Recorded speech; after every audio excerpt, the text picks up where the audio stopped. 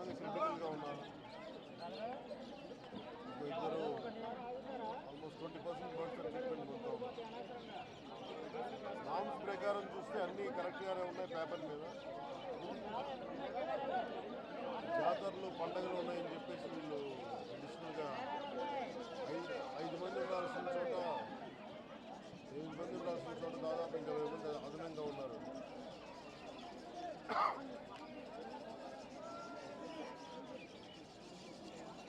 Owners కూడా బాధ్యత తీసుకోవాలి. 5 మంది పనిచేయాల్సిన చోట 8 మంది పనిచేయాల్సిన చోట పోలీసు వచ్చినప్పుడు అందరూ కరెక్ట్గా ఉన్నారు. ఎవరు ఇన్స్పెక్షన్ లేదంటే మటుకు అదనంగా తీసుకొని చేయడం జరుగుతూ ఉంటుంది. ఈ వృత్తే చాలా డేంజరస్. అదే ఎస్పీ గారితో కలెక్టర్ గారితో మాట్లాడుతూ ఉంటాం, హోంమంత్రి గారితో.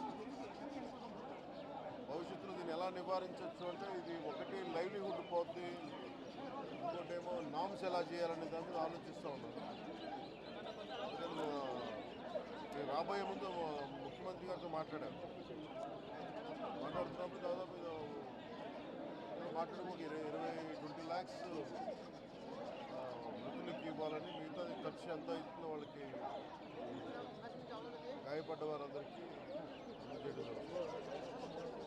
ముఖ్యంగా మృతుల కుటుంబాలకి, కుటుంబ సభ్యులకి రాష్ట్ర ప్రభుత్వం తరఫున ప్రకార సానుభూతి తెలియజేస్తుంది.